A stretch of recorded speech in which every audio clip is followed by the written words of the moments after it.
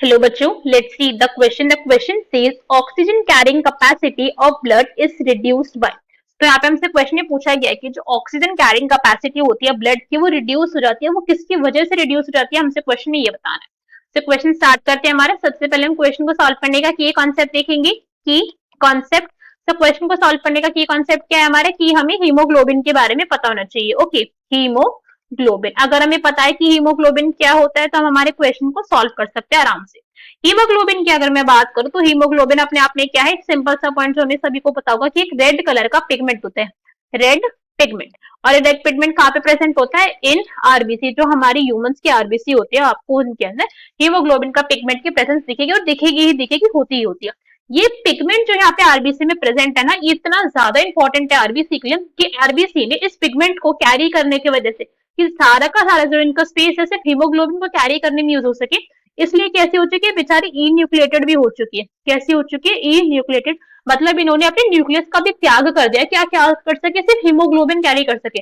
तो मतलब कुछ तो इतना इंपॉर्टेंट रहा होगा ना इसका फंक्शन, कुछ तो बात होगी कि भाई हीमोग्लोबिन को ही कैरी करना है। भला न्यूक्लियस ले लो तुमसे मेरा, जो सबसे ज्यादा इंपॉर्टेंट ऑर्गेनल होता है एक सेल के लिए। तो ऐसा क्या रीजन था, और वो रीजन था कि जो हीमोग्लोबिन होता है इसके पास एक बहुत इंपॉर्टेंट यहाँ पे रोल होता है, that is transport of oxygen. क्या है वो, ट्रांसपोर्ट ऑफ O2। तो जो होते हैं यहाँ पे क्या, हीमोग्लोबिन जो प्रेजेंट होते हैं पिगमेंट आरबीसी के अंदर, उसका काम होता है ट्रांसपोर्ट ऑफ ऑक्सीजन। वो ऑक्सीजन का क्या करवाता है, उसका करवाता है ट्रांसपोर्ट।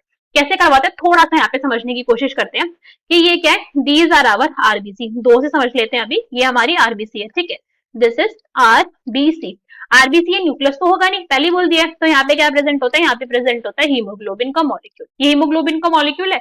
अब यहाँ पे क्या प्रेजेंट है, ये आरबीसी एक्चुअली में तो ब्लड स्ट्रीम में ही प्रेजेंट होगी। आरबीसी अभी और कहीं जाएगी, तो ये है ब्लड स्ट्रीम, ब्लड स्ट्रीम, ठीक है। ब्लड वेसल्स के अंदर हमारा ब्लड जो है फ्लो कर रहा है। अब ब्लड स्ट्रीम है तो यहाँ पे क्या हो गया, सराउंडिंग में सेल्स भी प्रेजेंट होंगे, तो ये हमारे बॉडी के टिश्यू हो गए। ये हमारी बॉडी के टिश्यूज, दीज आर टिश्यूज। अब यहाँ पे पॉइंट क्या होता है कि हमारी जो बॉडी के टिश्यू है ना, उनके पास बन चुका है बहुत सारा CO2। क्या बन गया है, बहुत सारे CO2 बन गया, बिकॉज वो क्या कर रही थी, अपने अंदर फंक्शन चला रही थी, मेटाबॉलिक वेस्ट जनरेट हो गया CO2। अब इस CO2 को क्या करना है, इनको एक्सचेंज करवाना है, और O2 इनको अपने अंदर चाहिए। तो इसको इनको क्या चाहिए कि भाई हमारे पास ऑक्सीजन आए, यहाँ पे जो है कॉन्सेंट्रेशन ग्रेडेड बने, तो हम क्या करें, ऑक्सीजन को यहाँ पे डिफ्यूजन के थ्रू उसको अंदर ले ले और CO2 को बाहर छोड़ दे। सिंपल सा ही चाहती है। तो इसके लिए इनको क्या चाहिए, इनको अपने पास चाहिए O2। अब ये O2 हवा से तो आएगी, कोई लेकर आएगा इसको, और कौन लेके आता है, Hb लेकर आता है। Hb क्या करता है, जो हमारे हीमोग्लोबिन है, हमारे लंग के पास से जब ब्लड हमारा ऑक्सीजनेट हो जाता है, जब ब्लड हमारा ऑक्सीजनेट हो गया, जब ब्लड के अंदर आ चुकी है O2, ये आ गई O2 ब्लड के अंदर, तो ये O2 जो है, ये O2 जाती है और बाइंड कर जाती है Hb के साथ।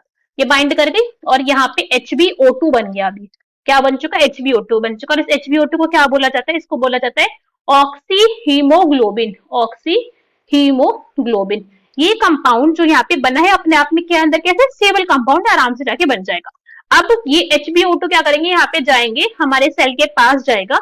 ये जो हमारा कंपाउंड बना था, जैसे ही यहाँ पे सेल के पास जाएगा, इसका क्या हो जाता है, इसका ब्रेकेज होगी, ऑक्सीजन यहाँ से डिसोशिएट होगी, और ऑक्सीजन पहुंच जाती है यहाँ पे सेल्स के पास, और सेल कर लेते हैं O2 का अपटेक, और CO2 जो है वो बाहर छोड़ देते हैं। सिंपल से यहाँ पे काम हो रहा है। Hb ने अपना काम पूरा करा, जिसके लिए उसको आरबीसी ने अपने अंदर लिया था कि भाई ट्रांसपोर्ट करवाना, तो ऑक्सीजन का करवा दिया।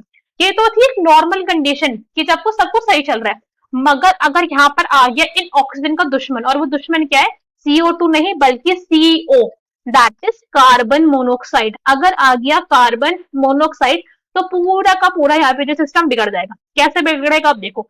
अब बिकॉज यहाँ पे CO आ चुका है, तो ये HB क्या करेगा, क्या मैं इससे बाइंडिंग कर लूं, तो फिर सोचता है कि चलो भाई एक बार इससे भी बाइंड करके देख लेते हैं क्या जा रहा है। हर बार O2 को मैं मौका देता हूँ अपने साथ बाइंड करने का, एक बार इसको भी दे देता हूँ। तो जैसे ही यहाँ पे HB और CO की हुई बाइंडिंग, जैसे क्या हुई यहाँ पे HB और CO की हुई बाइंडिंग, तो यहाँ पे कौन सा मॉलिक्यूल बनेगा, यहाँ पे एक मॉलिक्यूल बनता है जिसको क्या बोलते हैं, जिसको हम बोलते हैं कार्बोक्सी, कार्बोक्सी हीमोग्लोबिन, ठीक है, हीमोग्लोबिन यहाँ पे बन गया। तो आप सोचो कि भाई क्या ही हो गया, ऑक्सी हीमोग्लोबिन बना था, कार्बोक्सी हीमोग्लोबिन भी बढ़ गया, क्या दिक्कत है। मगर यही से सारी प्रॉब्लम अराइज हुई है। ये जो कार्बोक्सी हीमोग्लोबिन है ना, ये ऑक्सी हीमोग्लोबिन से 400 टाइम्स ज्यादा स्टेबल है। कितना ज्यादा स्टेबल है, 400 टाइम्स स्टेबल ज्यादा होता है ऑक्सी हीमोग्लोबिन से। तो जो डिसोसिएशन यहाँ पे HB और O2 का हो रहा था वो HB और CO के केस में नहीं होने वाला। नो जी नो, जो यहाँ पे HB था वो मतलब अब इसे डिसोशिएट होगा ही नहीं, कभी नहीं होगा डिसोशिएट। आप ट्राई करके देखो, नहीं होता, 400 टाइम्स ज्यादा स्टेबल है।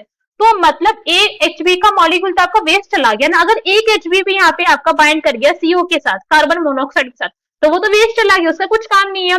तो इस तरीके से क्या हो गया, हमारी ब्लड की, हमारी जो ब्लड है उसकी ऑक्सीजन कैरिंग कैपेसिटी तो कम हो गई ना। जहां वो पहले 4 HB के मॉलिक्यूल 4 यहाँ पे ऑक्सीजन को कैरी करवा रहे थे, अगर एक भी वेस्ट हो गया CO की वजह से, तो ऑक्सीजन कैरिंग कैपेसिटी तो कम हो चुकी है। कैरिंग कैपेसिटी रिड्यूस क्यों हो गई? रिड्यूस क्योंकि ये जो हमारा मॉलिक्यूल बना है, हमारा कौन सा, कार्बोक्सी हीमोग्लोबिन, वो किसी भी हालत में डिसोशिएट नहीं करने वाला है। वो कहेगा भाई मैं क्यों डिसोशिएट करूं, मैं 400 टाइम ज्यादा स्टेबल हूँ, तू था कमजोर, तू स्टेबल नहीं था मेरे जितना, तो मैं तो नहीं हो रहा अनस्टेबल, यहाँ पे मैं तो नहीं डिसोशिएट कर रहा।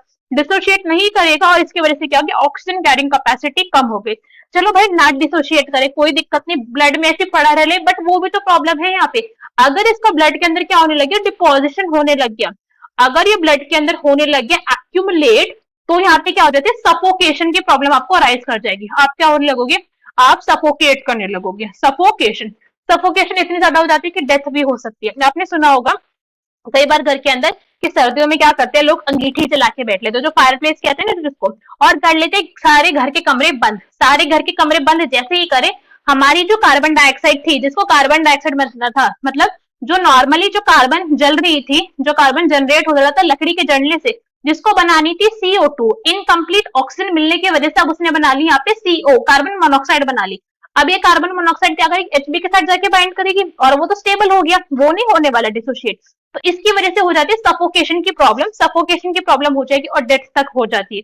तो HbCO that is carboxy haemoglobin कभी भी हमारे ब्लड के अंदर नहीं डिपोजिशन होना चाहिए, वो बहुत ही ज्यादा हमारे लिए फेटल केस हो जाता है। ठीक है, इसकी वजह से क्या हो रहा है, हमारी ब्लड की ऑक्सीजन कैरिंग कैपेसिटी रिड्यूस हो रही है and it is very fatal case.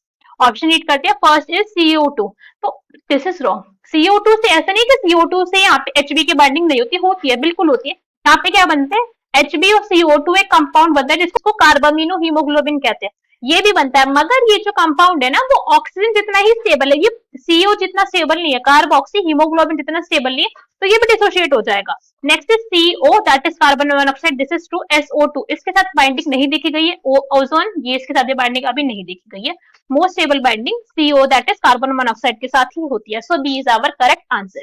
I hope you understood the explanation well. Best of luck. Thank you.